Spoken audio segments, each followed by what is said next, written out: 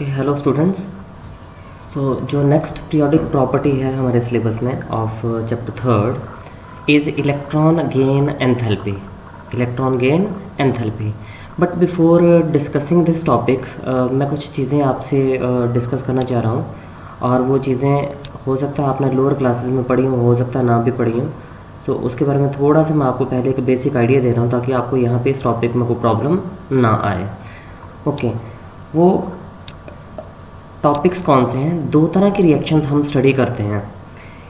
एक रिएक्शंस है exothermic reactions, exothermic reactions, और जो दूसरी रिएक्शन स्टडी की जाती हैं दे आर एंडोथर्मिक रिएक्शंस।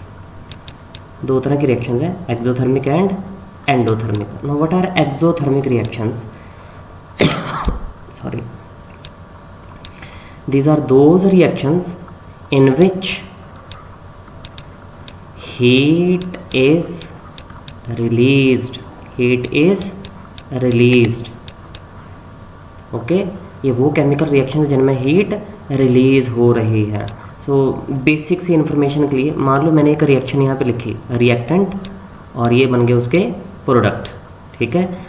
और रिएक्टेंट की एनर्जी है लेट इट इज़ ER, और जो प्रोडक्ट की energy it is EP। So this is energy of, enthalpy भी है ये बेसिकली, अभी मैं एनर्जी टर्म यूज़ कर रहा हूँ बिकॉज एंथैल्पी आपने अभी स्टडी नहीं की है। Energy of reactants and products, ठीक है। सो जो चेंज इन एनर्जी आएगी, चेंज इन एनर्जी, वो होगा डेल्टा H, और ये किसके बराबर होगा? Energy of products minus energy of reactants. Most appropriately यहाँ पे एंथैल्पी लिखा जाता है। एंथैल्पी का सिंबल है H, ठीक है, एंथैल्पी का सिंबल H है। So let me replace this E with H so that कि आपको कोई कन्फ्यूज़न ना हो। बट ये एंथैल्पी को आप मान के चलना, दिस इज़ बेसिकली एनर्जी, और किस फॉर्म में है that is the discussion of later topics in another chapter which is named thermodynamics. तो वहाँ पे हम इसको स्टडी ज़्यादा डिटेल में करेंगे। सो एंथैल्पी ऑफ रिएक्टेंट्स को फिलहाल आप ये मान के चलो कि ये एनर्जी है, ओके। और यहाँ पे भी मैं इसको लिख देता हूँ एंथैल्पी की formula. So this is enthalpy of products minus enthalpy of reactants. So exothermic के केस में क्या है, दिस डेल्टा H जो है इट विल बी नेगेटिव। और इसको एक्सप्लेन करने के लिए मैं यहाँ पे छोटा सा ग्राफ लोड कर रहा हूँ। सही नहीं बना, लेट मी रिमूव इट।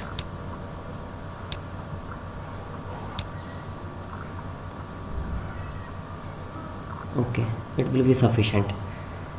सो इस तरफ मैं लिखूँगा प्रोग्रेस ऑफ रिएक्शन, मतलब टाइम भी मेंशन कर सकते हैं। मान लो यहाँ पे क्या है, टाइम में लिख रहा हूँ, टाइम के साथ कैसे रिएक्शन चेंज होगी। और इस तरफ मैं लिख रहा हूँ एंथैल्पी, ठीक है, H, इस तरफ एंथैल्पी प्लॉट कर रहा हूँ। तो इस केस में क्या होगा, एंथैल्पी पहले जो रिएक्टेंट्स हैं उनकी एंथैल्पी ज़्यादा है, और वो इस तरह से एंथैल्पी लूज़ कर देंगे, मतलब एनर्जी लूज़ कर देंगे। तो ये एंथैल्पी किसकी आएगी? This is the enthalpy of products and this is enthalpy of reactants. तो किसकी ज़्यादा है एंथैल्पी? रिएक्टेंट्स की ज़्यादा है, प्रोडक्ट्स की कम है। मींस एंथैल्पी रिएक्टेंट की ज़्यादा है, प्रोडक्ट की कम है। तो यहाँ पे क्या आंसर आएगा हमारे पास? This will be negative. तो यहाँ पे negative sign is not mathematical negative, negative sign is indicating कि energy is released, energy is released. इसी तरह से अगर मैं एंडोथर्मिक रिएक्शंस की बात करूँ तो ये वो रिएक्शंस हैं जिनमें हीट या एनर्जी एब्जॉर्ब होती है। सो कौन सी रिएक्शंस? इन विच हीट या एनर्जी, हीट और एनर्जी कुछ भी हो सकता है, इज एब्जॉर्ब्ड, इज एब्जॉर्ब्ड। तो यहाँ पे भी मैं सेम रिएक्शन कंसिडर कर लेता हूँ। लेट रिएक्शन में एक रिएक्टेंट्स है और वो चेंज हो रहे हैं इनटू प्रोडक्ट्स। यहाँ पे एंथैल्पी जो है वो एज इट इज़ रहेगी, बट जो ग्राफ है दैट विल बी डिफरेंट। और वो ग्राफ कैसे बनेगा?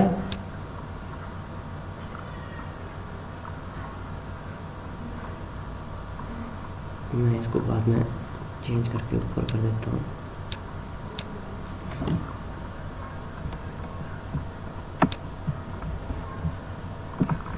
तो इस केस में ग्राफ कैसे आएगा, जस्ट वेट।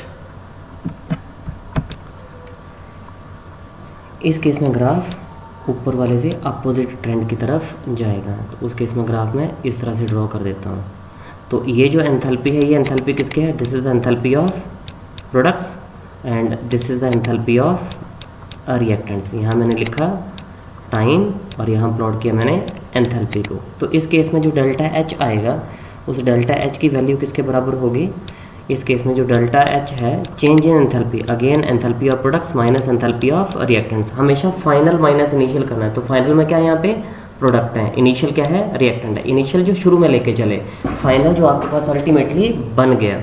तो इस केस में अब क्योंकि एंथैल्पी रिएक्टेंट्स की कम थी पहले, प्रोडक्ट की ज़्यादा है, तो ये जो फैक्टर आएगा this will B positive.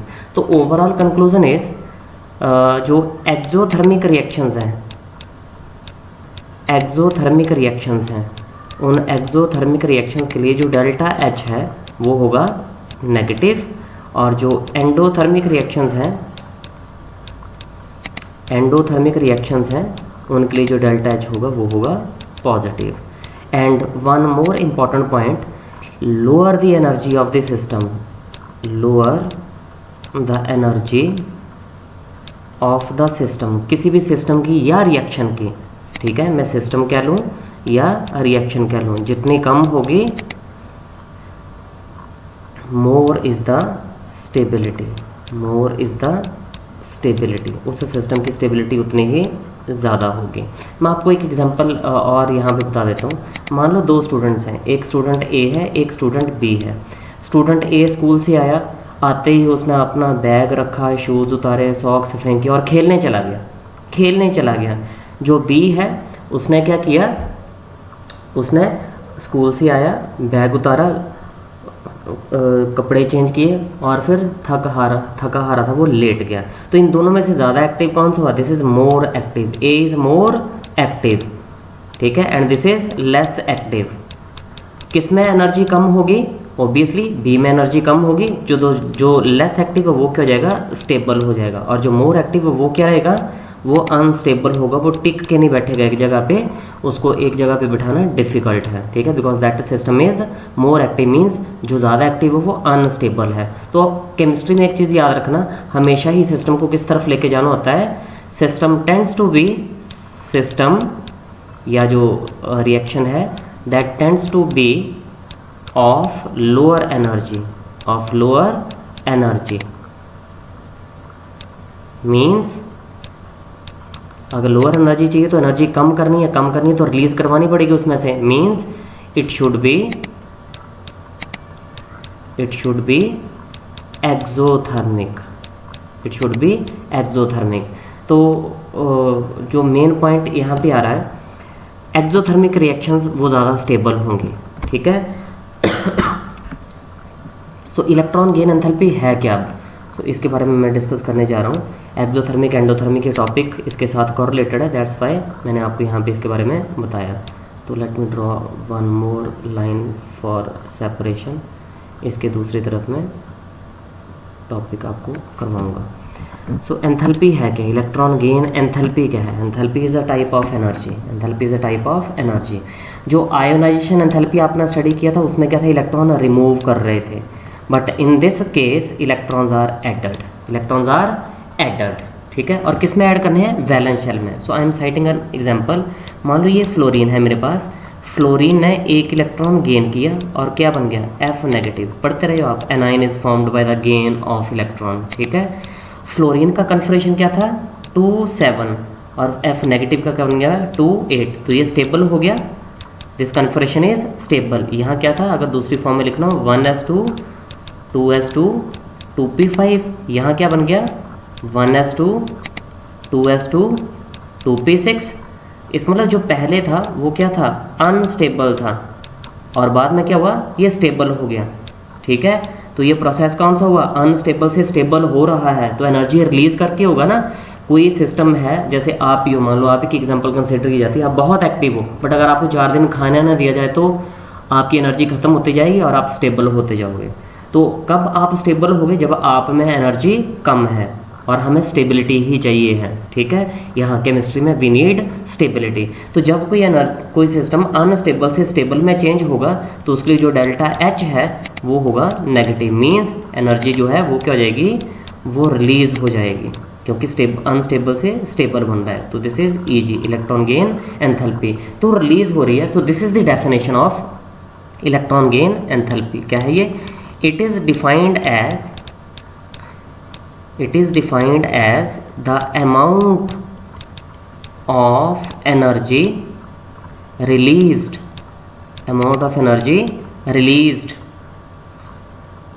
when an extra electron is added in the valence shell, again valence shell of an, इसमें भी वही isolated gaseous atom to form gaseous anion with stable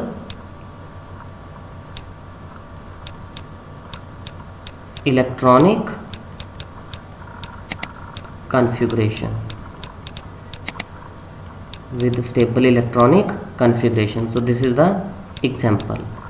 एक और एग्जांपल मैं लिख देता हूँ यहाँ पे, उसमें देखना स्टेबल से अनस्टेबल से स्टेबल की तरफ जा रहा है।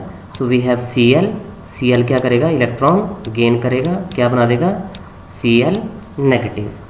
तो यहाँ पे Cl का कन्फिग्रेशन आपको अच्छी तरह से पता है, 287 अनस्टेबल है, but after gaining 1 electron it attains stability. तो ये स्टेबल कन्फिग्रेशन बन गया नोबल गैस आर्गन वाला, stable noble gas electronic configuration. तो इस केस में भी क्योंकि ये पहले अनस्टेबल था, अनस्टेबल से क्या हुआ, स्टेबल बना, तो एनर्जी रिलीज होगी। तो यहाँ पे भी जो डेल्टा एच है वो नेगेटिव आएगा। तो यहाँ पे हम मोर और लेस की बात नहीं करेंगे, यहाँ पे बात करेंगे मोर नेगेटिव और लेस नेगेटिव। तो यहाँ पे भी एनर्जी क्या हो रही है, रिलीज हो रही है। तो मैं फिर से बता दूं, this negative is not mathematical negative, ये मैथ वाला नेगेटिव नहीं है, this is not mathematical negative. यहाँ पे जो नेगेटिव साइन है that is just indicating energy released. फिर से आपको इस चीज़ के बारे में थोड़ा सा एक्सप्लेन कर देता हूँ। सो नेगेटिव यहाँ पे क्या है, means energy is released, energy is released. अब सपोज देयर आर 2 सिस्टम्स, मैं एक एग्जांपल आपको और बता देता हूँ। सपोज देयर आर 2 सिस्टम्स, एक मैंने सिस्टम 1 चूज़ कर लिया और एक सिस्टम चूज़ कर लिया 2। 1 ने एनर्जी रिलीज की, रिलीज्ड -20 किलो जूल एनर्जी पर मोल। जो 2 है उसने रिलीज़ की -200 किलो जूल पर मोल, ये रिलीज़ की। तो इन दोनों में से ज़्यादा स्टेबल वो हो जाएगा जिसकी एनर्जी ज़्यादा निकल जाएगी। तो मैं फिर बता रहा हूँ, मैथमेटिकली देखा जाए तो -20 is more than -200 mathematically, but मैं आपको ये बार बार ये चीज़ कह रहा हूँ, यहाँ पे जो नेगेटिव साइन है उसका मतलब है रिलीज़। कहाँ एनर्जी ज़्यादा रिलीज़ हुई, इस केस में एनर्जी ज़्यादा रिलीज़ हो गई है, सेकंड केस में, ठीक है, सेकंड केस में एनर्जी ज़्यादा रिलीज़ होगी। तो this system will be more stable and this system will be less stable. जहाँ एनर्जी ज़्यादा निकल जाएगी ओपी सी बात है वो ज़्यादा स्टेबल होता जाएगा, ठीक है। और उसके लिए डेल्टा एच जो है जैसे यहाँ पे लिखा है वो ज़्यादा से ज़्यादा नेगेटिव होती जाएगी। तो यहाँ पे जो मेन फैक्टर जो आपको मेन डिफरेंस जो आपको बताया है आयनाइजेशन एंथैल्पी के कंपैरिजन में, वो क्या था, आयनाइजेशन एंथैल्पी में इलेक्ट्रॉन्स लूज किए जा रहे थे, बट यहाँ पर इलेक्ट्रॉन्स ऐड किए जा रहे हैं, ठीक है। यहाँ इलेक्ट्रॉन ऐड करने हैं, वहाँ इलेक्ट्रॉन लूज किए थे कहाँ से, आउटर मोस्ट शेल से। यहाँ इलेक्ट्रॉन ऐड करने हैं कहाँ, आउटर मोस्ट शेल में। इलेक्ट्रॉन ऐड करने का तरीका वही है जहाँ से रिमूव किए थे। ओके, अब कौन कौन से फैक्टर्स हैं जो इलेक्ट्रॉन गेन एंथैल्पी को अफेक्ट करते हैं। So next heading is factors affecting electron gain enthalpy. Factors affecting electron gain enthalpy. So these are some important factors, 3 हम स्टडी यहाँ पे करेंगे। सो जो पहला फैक्टर है first factor is atomic size. Atomic size याद रखना, आयोनाइजेशन एंथैल्पी वाले ही फैक्टर यहाँ पे चलेंगे, but difference will be there. वहाँ इलेक्ट्रॉन रिमूव करने के लिए एनर्जी चाहिए थी, यहाँ इलेक्ट्रॉन ऐड कर रहे हैं और एनर्जी रिलीज होगी। तो यहाँ पे हम इंक्रीज डिक्रीज नहीं लिखेंगे, यहाँ लिखेंगे लेस नेगेटिव और मोर नेगेटिव, लेस नेगेटिव और मोर नेगेटिव। तो इलेक्ट्रॉन कब ऐड होगा, जब साइज छोटा होगा, तो ऑब्वियसली न्यूक्लियस उसके पास होगा। मैं एक केस यहाँ पे आपको एक्सप्लेन कर देता हूँ। जैसे मान लो ये मैंने एक एटम ड्रॉ किया, ठीक है, एक एटम मैंने ये ड्रॉ किया, ये बड़े साइज़ का एटम है। इन दोनों में मैंने एक एक यहाँ पे न्यूक्लियस ड्रॉ कर देना है। अभी ये विल सी, ये मान लो ये न्यूक्लियस आ गया, यहाँ पे भी ये न्यूक्लियस आ गया। अब एक एटम छोटे साइज़ का, एक एटम बड़े साइज़ का है, तो जो इनकमिंग इलेक्ट्रॉन है, मान लो यहाँ पे ये इलेक्ट्रॉन आ रहा है, जस्ट वेट, मान लो ये इलेक्ट्रॉन है, दिस इज़ द इलेक्ट्रॉन आ रहा है इसमें ऐड होने के लिए। यहाँ पे ये इलेक्ट्रॉन आ रहा है, बिल्कुल इसके पास रखा मैंने, ठीक है, शेल के बिल्कुल पास में इसको अरेंज करके रखता हूँ। इसको मुझे मिटाना है, शेल के बिल्कुल पास मैंने यहाँ पे आके रखा है। तो कहाँ डिस्टेंस कम है, कहाँ डिस्टेंस ज़्यादा है, यू आर एबल टू सी। यहाँ न्यूक्लियस से डिस्टेंस इसका, just wait,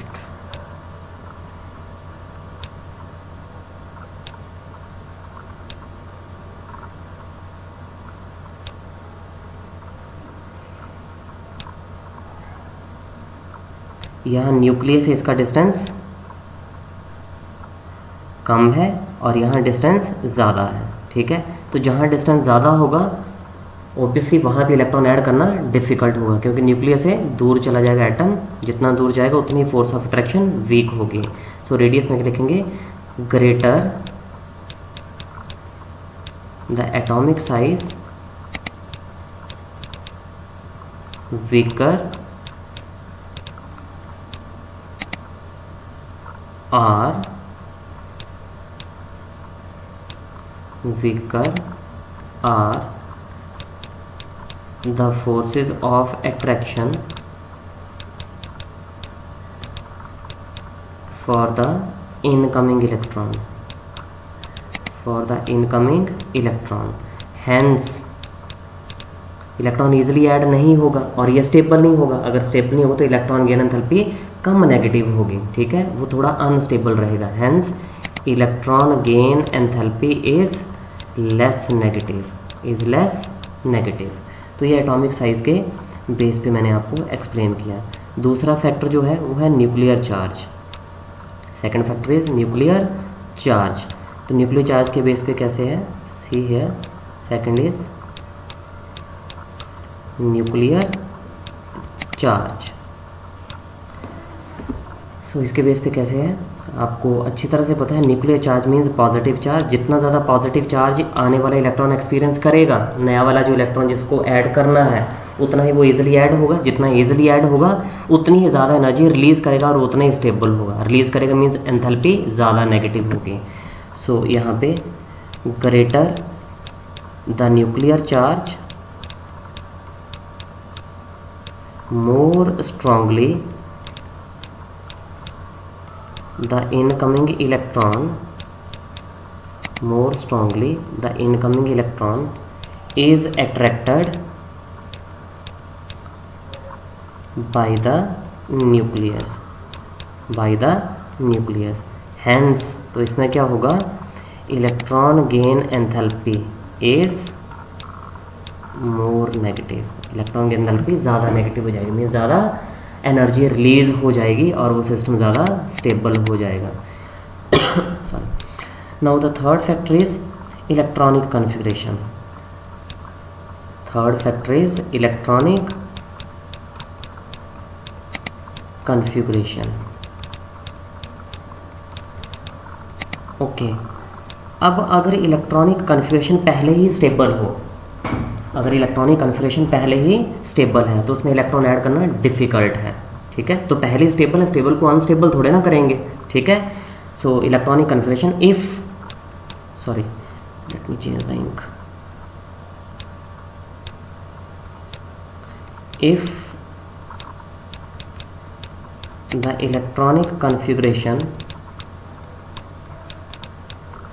is stable, addition of an extra electron is very difficult, is very difficult, and अगर फिर भी इलेक्ट्रॉन ऐड करवाना है तो हमें एनर्जी अब देनी पड़ेगी, अब एनर्जी देनी पड़ेगी क्योंकि सिस्टम पहले ही स्टेबल है, हम उसको अनस्टेबल बना रहे हैं। और अगर सिस्टम पहले ही स्टेबल है और उसको अनस्टेबल बना रहे हैं then it is endothermic reaction. तो इस केस में डेल्टा एच पॉजिटिव हो जाएगा, इस केस में डेल्टा एच पॉजिटिव बन जाएगा, ठीक है। तो मतलब या तो पॉजिटिव कह देंगे या फिर लेस नेगेटिव कह देंगे यहाँ पे, ठीक है। Is very difficult and electron gain enthalpy becomes either less negative or even positive,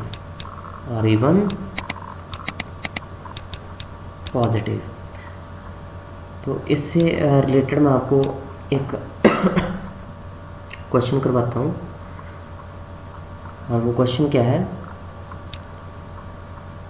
जो इलेक्ट्रॉन गेन एंथैल्पी है,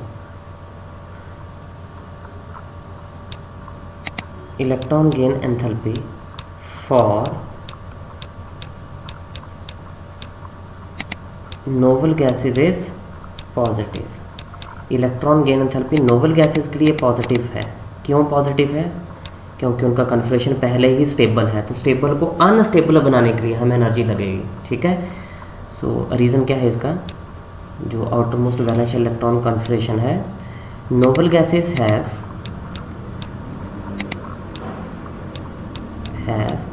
fully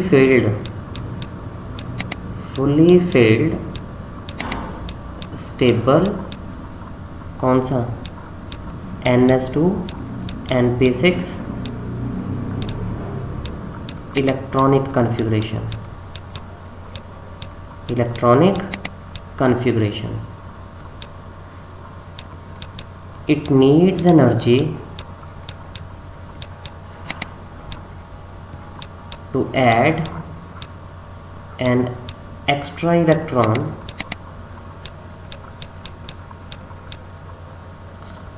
into the higher shell. अगर ये तो शेल्स भरी हुई हैं, अगर इलेक्ट्रॉन ऐड करना तो ऑब्वियसली हायर शेल में जाएगा और उसके लिए एनर्जी चाहिए है। It needs energy to add an extra electron into the higher shell. Hence जो इलेक्ट्रॉन गेन एंथैल्पी है for noble gases is positive. So noble gases के लिए जो इलेक्ट्रॉन गेन एंथैल्पी है वो है पॉजिटिव। एक और क्वेश्चन यहाँ पे है, 3 क्वेश्चन है, तीनों ही इंपॉर्टेंट है। जो नेक्स्ट क्वेश्चन है,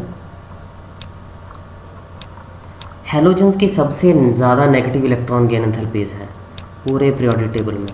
रीज़न आपको अभी पता चल जाएगा। Halogens have the most negative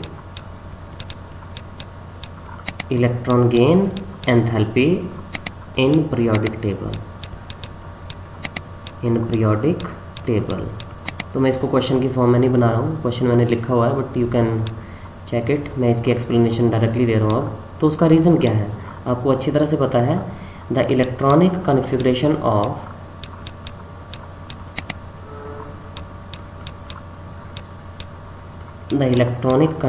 of halogens is NS2NP5। जैसे ऊपर आपने स्टडी किया था फ्लोरीन और क्लोरीन का, देख लो फ्लोरीन का क्या था, आउटरमोस्ट शेल सेकंड है तो NS2 मतलब 2s2 and NP5 means 2p5। इनको सिर्फ एक इलेक्ट्रॉन चाहिए, they need only one electron, और ऊपर से इनका साइज़ भी छोटा है, पढ़ा हमने on moving along a period size छोटा होगा, तो इनका साइज़ भी छोटा है, तो ये बहुत ईजिली इलेक्ट्रॉन गेन कर लेंगे। Halogens can gain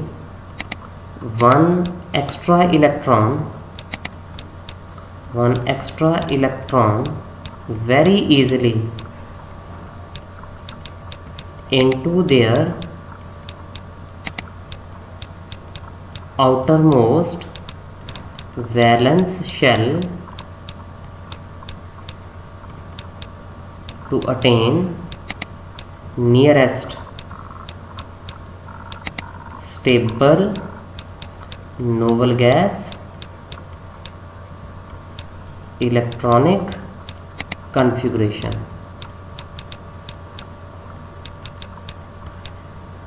Therefore electron gain enthalpies for halogens are most negative in the periodic table। तो मैं एक आपको एग्जांपल यहाँ पे लिख देता हूँ। जनरलाइज्ड X है, X का कन्फिग्रेशन क्या है, NS2 NP5। This X will gain one extra electron and will form X negative. अब कन्फिग्रेशन बन जाएगा इसका NS2 NP6 and this configuration is stable noble gas configuration. Stable noble gas configuration. ये configuration क्या था, this was unstable. That's why in cases में जो electron gain enthalpies हैं they are negative, they are most negative. तो ये दो questions हैं, दे आर वेरी इंपॉर्टेंट। इसमें एक और क्वेश्चन आगे चलता है जिसको मैं बाद में डिस्कस करूँगा, आज के लिए इतना ही काफ़ी है। तो फिर से एक बार रिमाइंड करवा देता हूँ, क्या था electron gain enthalpy, it is the amount of energy released. Ionization enthalpy क्या था, अमाउंट ऑफ एनर्जी रिक्वायर्ड, ठीक है। वहाँ इलेक्ट्रॉन लूज़ करना था, रिमूव करना था, यहाँ इलेक्ट्रॉन ऐड करना है, ठीक है। वहाँ लूज़ करके स्टेबल होगा, यहाँ गेन करके स्टेबल होगा, ओके। और क्योंकि अनस्टेबल से स्टेबल हो रहा है, अनस्टेबल से कोई फोर्स नहीं तोड़ रहे हैं, उल्टा अट्रैक्शन की बात यहाँ पे की जा रही है। तो अट्रैक्शन में हमेशा एनर्जी रिलीज़ होती है, और यहाँ पे क्योंकि एनर्जी रिलीज़ होगी तो उसको हम लिखेंगे डेल्टा एच नेगेटिव। सबसे इंपॉर्टेंट पॉइंट ये है, जो डेल्टा एच नेगेटिव है, मैं फिर से आपको रिपीट कर दूँ, this is not mathematical negative. यहाँ पे जो ये मैं बार बार बात कर रहा हूँ, ये -20 किलो जूल रिलीज़ हुई है, मतलब ये कम energy, low energy is released, low energy is released, -20 kilojoule कम है, ठीक है। और यहाँ क्या है, हाई एनर्जी इज़ रिलीज्ड। तो जहाँ ज़्यादा एनर्जी रिलीज़ होगी वो सिस्टम ज़्यादा स्टेबल होगा। आपको भी अच्छी तरह से पता है, अगर आप में से ज़्यादा एनर्जी निकाल ली जाए तो आप गिर जाओगे, पड़ जाओगे, उठ नहीं पाओगे, आप स्टेबल ही होगे। तो यहाँ पे नेगेटिव साइन क्या इंडिकेट कर रहा है, यहाँ पे जो नेगेटिव साइन है that is indicating release of energy. -20 means 20 kilo joule energy release हो गई, -200 means 200 kilo joule energy release होगी। और जहाँ ज़्यादा एनर्जी रिलीज होगी that system will be more stable. So I hope you will understand this topic, and if you will face any problem you can ask me in the WhatsApp group. So this was the topic. इसका भी कुछ points अभी रहते हैं। Successive electron gain enthalpies, that topic is still pending. So एक class electron gain enthalpy की अभी और लगेगी। Okay, thank you.